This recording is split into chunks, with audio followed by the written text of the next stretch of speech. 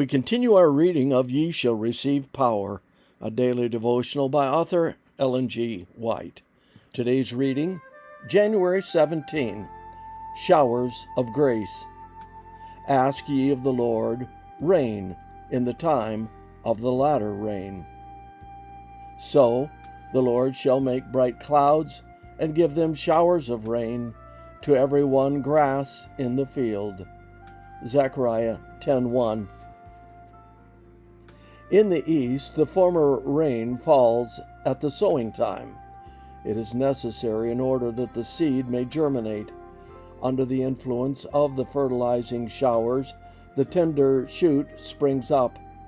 The latter rain, falling near the close of the season, ripens the grain and prepares it for the sickle. The Lord employs these operations of nature to represent the work of the Holy Spirit. As the dew and the rain are given first to cause the seed to germinate and then to ripen the harvest, so the Holy Spirit is given to carry forward from one stage to another the process of spiritual growth. The ripening of the grain represents the completion of the work of God's grace in the soul. By the power of the Holy Spirit, the moral image of God is to be perfected in the character. We are to be wholly transformed into the likeness of Christ. Many have, in a great measure, failed to receive the former rain. They have not obtained all the benefits that God has thus provided for them. They expect that the lack will be supplied by the latter rain, when the richest abundance of grace shall be bestowed. They intend to open their hearts to receive it. They are making a terrible mistake. The work that God has begun in the human heart, in giving His light and knowledge, must be continually going forward. Every individual must realize his own necessity. The heart must be emptied of every defilement and cleansed for the indwelling of the Spirit. It was by the confession and forsaking of sin, by earnest prayer and consecration of themselves to God, that the early disciples prepared for the outpouring of the Holy Spirit on the day of Pentecost. The same work, only in greater degree, must be done now. Then the human agent had only to ask for the blessing and wait for the Lord to perfect the work concerning him. It is God who began the work, and He will finish His work, making man complete in Jesus Christ. But there must be no neglect of the grace represented by the former rain. Only those who are living up to the light that they have will receive greater light. Unless we are daily advancing in the exemplification of the active Christian virtues, we shall not recognize the manifestations of the Holy Spirit in the latter rain. I'm going to reread that last sentence or so. Unless we are daily advancing in the exemplification of the active Christian virtues, we shall not recognize the manifestations of the Holy Spirit in the latter rain. Review and Herald, March 2, 1897. This concludes our reading today of Ye Shall Receive Power. Take the next few minutes while the music plays to seek the baptism of the Holy Spirit. Holy Spirit, rain